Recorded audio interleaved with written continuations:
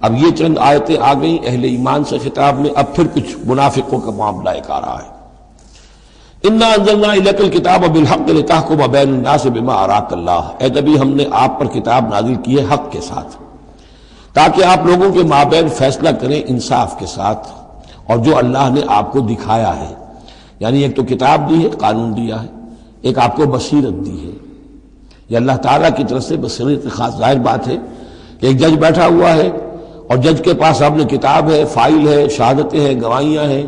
اب ایک اس کی اپنی ایک چھٹی حص بھی ہوتی ہے، اس کی اپنی جو ہے ایک ججمنٹ بھی ہوتی ہے جس کو کہ وہ بروئے کار لاتا ہے۔ تو اس کو اللہ کہتا ہے جیسا کہ ہم آپ کو دکھاتے ہیں اس کے مطابق فیصلہ کریں۔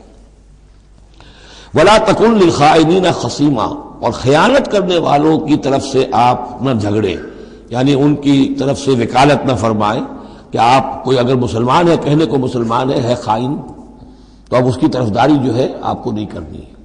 اس کا اصل میں ایک واقعہ ہو گیا تھا کہ ایک منافق مسلمان، اس نے کسی مسلمان کے گھر میں چوری کی، نقب لگائی، وہاں سے ایک آٹے کا تھیلا لے لیا، کچھ اسلحہ لے لیا۔ وہ اپنے گھر تک آیا تو وہ آٹے کی تھیلے کے اندر کہیں سوراخ تھا، تو وہ آٹا گرتا گیا، تھوڑا تھوڑا وہ سارا راستہ جو ہے پتہ چل گیا کہ اس کے گھر تک سوراخ پہنچ گیا۔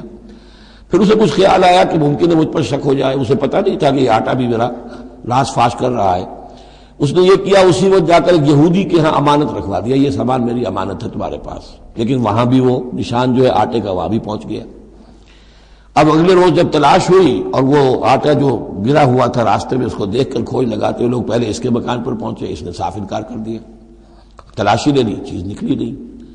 اب انہوں نے دیکھا تو آگے جا رہے ہیں نشان، وہ وہاں پہنچ گئے، یہودی کے ہاں برآمد ہو گیا۔ یہودی نے کہا ٹھیک ہے، یہ مال ہے، یہ رات رکھے یہاں پر حفاظت کے لیے رکھ گیا تھا۔ اب یہاں پہ جھگڑا ہو گیا کہ اس کے جو قوم کے لوگ تھے، اس کے گھرانے کے لوگ، اس منافق مسلمان کے، ان کا نہیں یہ جھوٹ بولتا ہے، یہ یہودی چور ہے۔ اب وہ یہودی کا اور مسلمان جو منافق تھا اس کا مقدمہ تھا جو حضور کے سامنے آیا، اور پوری قوم، اس کا پورا گھرانہ جو ہے، وہ قبیلہ اس کا جو ہے وہ آ گیا شور مچاتے ہوئے اور قسمیں کھاتے ہوئے، ہمارا یہ آدمی تو بہت نیک ہے، اس پر خامخواہ یہ جھوٹا الزام لگ رہا ہے اور یہ ہے اور وہ ہے، یہاں تک کہ کچھ حضور کا دل بھی پسیجنے لگا اس شخص کے بارے میں۔ اس پر یہ آیت نازل ہوئی ہے، خیانت کرنے والے کی طرف سے آپ وکالت نہ کریں، اس کے سہارا نہ بنیں، اس کو مدد نہ پہنچائیں۔ وَلَا تَكُن لِلْخَائِنِينَ خَصِيمًا، اب خصیمہ بحث کرنے والا، للخائنین، علی الخائنین ہوتا تو خائنوں کے خلاف، للخائنوں کے حق میں آپ دلیل نہ دیں۔ واستغفر اللہ، اور یہ جو بھی آپ کی طبیعت میں نرمی پیدا کچھ ہو گئی تھی، اس پر اللہ سے استغفار کیجئے۔ ان اللہ کان غفورا رحیما، یقیناً اللہ تعالیٰ بخشنے والا اور رحیم ہے۔ ولا تجادل عن الذین یختارون انفسهم، آپ مت جھگڑیے ان لوگوں کی طرف سے جنہوں نے کہ اپنے جانوں کے ساتھ خیانت کی ہے۔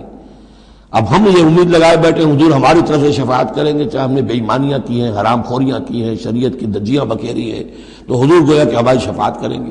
یہاں فرمایا جائے ولا تجادل عن الذین یختارون انفسهم، مت جھگڑیے آپ ان لوگوں کی طرف سے، ان کی طرف سے وکالت مت کیجیے۔ ان اللہ لا یحب من کان خوانا اثیما، اللہ تعالیٰ کو بالکل پسند نہیں ہے وہ لوگ کہ جو خوان ہوں، خیانت کرنے والے اور گناہ گار ہوں۔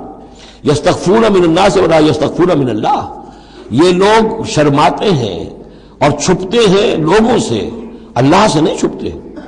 وَهُوَ مَعَهُمْ إِذْ يُبَيِّتُونَ مَا لَا يَرْضَىٰ مِنَ الْقَوْلِ، حالانکہ جب یہ راتوں کو مشورے کرتے ہیں مسلمانوں کے خلاف، حضور کے خلاف، یہ منافقین کی بات آ رہی ہے، تو اللہ تعالیٰ ان کے ساتھ موجود ہوتا ہے۔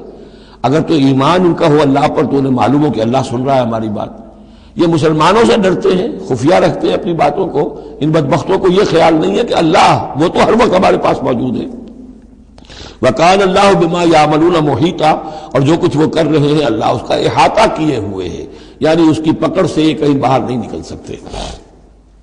ہاں انتم ہؤلاء جادلتم عنہم فی الحیاۃ الدنیا، اب یہاں پہ اشارہ ہو رہا ہے وہ جو منافق مسلمان تھا، چور، اس کے جو گھرانے والے لوگ تھے کہ اے لوگوں تم نے دنیا کی زندگی میں تو ان کی طرف سے جھگڑا کر لیا، یہاں تک کہ حضور کو بھی بچلانے کی حد تک تم پہنچ گئے۔ وَمَن يُجَادِلُ اللَّهَ عَنْهُ يَوْمَ الْقِيَامَةِ، قیامت کے دن کون مجادلہ کرے گا اللہ سے؟ یہاں تم چھڑا بھی لو، حضور کو بھی فرض کیجئے، حضور نے فرمایا، یہ حدیث موجود ہے کہ میرے سامنے کوئی مقدمہ پیش ہوتا ہے تو کوئی ایک فریق زیادہ چرب زبان ہوتا ہے، اپنی بات کو پیش کرتا ہے اور میرے ہاں سے وہ غلط فیصلہ لے جاتا ہے۔ فرض کیجئے زمین کا کوئی ٹکڑا تھا اور میں نے غلط ڈگری اس کے حق میں دے دی، تو وہ سمجھ لے کہ چاہے میری عدالت سے ڈگری لے کر گیا ہے لیکن وہ جہنم کا ٹکڑا لے کر گیا ہے، زمین کا ٹکڑا لے کر نہیں گیا ہے۔ تو یہ تو معاملات ہیں کہ جو بھی عدل ہو رہا ہے، فیصلہ ہو رہا ہے، اس میں جو بھی کیسز ہیں، جو بھی گواہیاں ہو رہی ہیں، اس کے مطابق فیصلہ کر رہے ہیں۔ اب ہر وقت تو اللہ تعالیٰ کی طرف سے حضور صلی اللہ علیہ وسلم کے لیے ہر مرحلے پر تو نہیں تھا، جہاں اللہ ضروری محسوس کرتا تھا آپ کو متنبع فرما دیتا تھا۔ ہاں انتم ہؤلاء، یہ تم ہی لوگ ہو، جادلتم عنہم فی الحیات الدنیا، تم نے بہت جھگڑا کیا ان کی طرف سے، اپنے ساتھی اپنے رشتہ دار کی طرف سے دنیا کی زندگی میں۔ فمن یجادل اللہ عنہم یوم القیامہ، تو کون ہے جو اللہ سے جھگڑا کر سکے گا ان کی جانب سے قیامت کے دن؟ امن یکون علیہم وکیلا، یا کون ہوگا جو اس کا کارساز بن سکے گا، ان کا وکیل بن سکے گا؟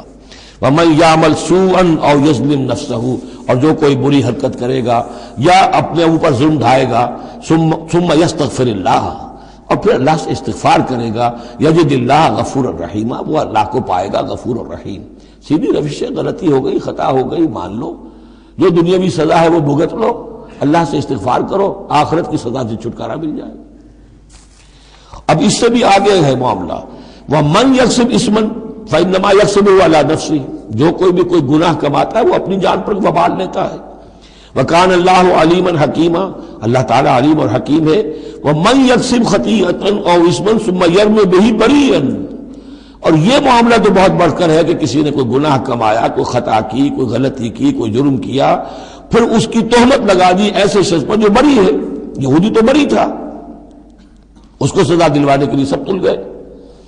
تو ثم یرمی بہ بریئا، جو بری ہے اس سے، اس کا کوئی تعلق نہیں، اس کا اس میں کوئی گناہ میں حصہ نہیں، فقد احتمل بہتانا و اثما مبینا، تو اس نے تو اپنے سر پر بہت بڑا طوفان اور بہت کھلا کھلا گناہ کا بوجھ لے لیا ہے۔